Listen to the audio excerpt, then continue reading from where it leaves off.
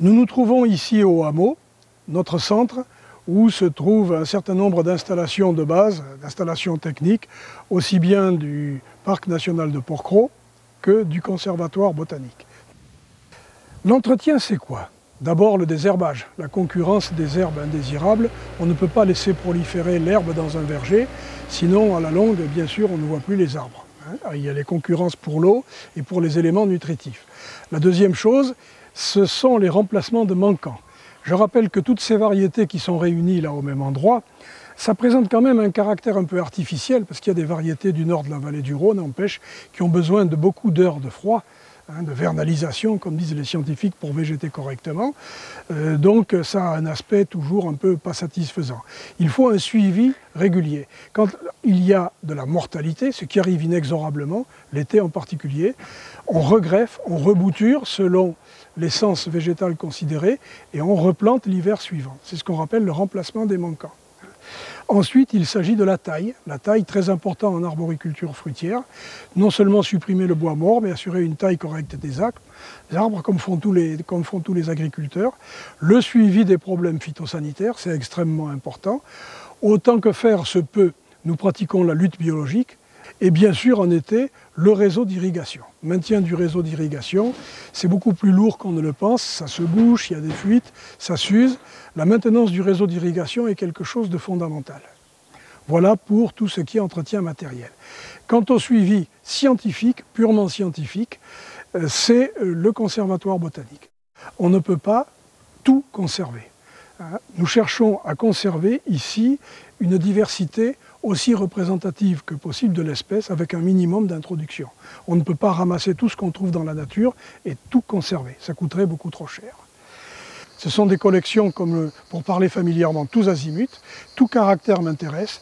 Il faut que j'ai suffisamment de caractères pour réunir ici une diversité bien représentative de l'espèce. C'est ce qui nous différencie des collections de travail des obtenteurs variétaux. Alors les obtenteurs, les créateurs de variétés nouvelles, c'est non seulement l'Institut national de la recherche agronomique, mais un certain nombre aussi de privés qui font de l'obtention variétale. Si je suis obtenteur variétal et que j'ai un programme de sélection, par exemple, de résistance à la tavelure sur pommier, je veux fabriquer des variétés modernes de pommiers tolérantes à la tavelure, ça veut dire que je réunis dans mes collections de travail, ce sont des collections de travail, des sujets chez lesquels j'ai déjà remarqué la présence de cette tolérante à la tavelure. Ce n'est pas du tout la même chose. Avant même de faire mes collections, j'ai une idée préconçue. Je recherche la tolérance au cloque du pêcher, à la moniliose de l'abricotier, à la tavelure du pommier, etc.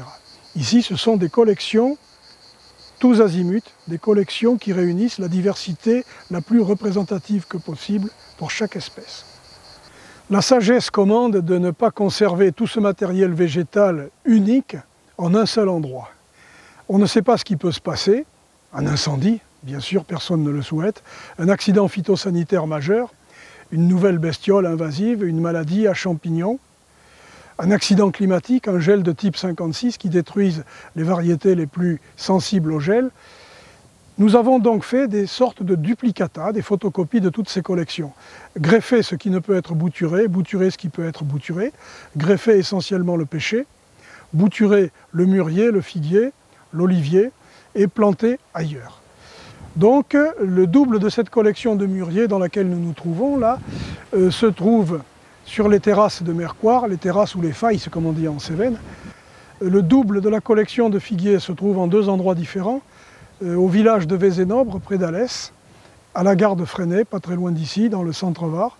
Le double de la collection d'oliviers et le double de la collection de pêchers se trouve au domaine de la Thomasine, près de Manosque. C'est géré par la mairie de Manosque et aussi par le parc naturel régional du Luberon.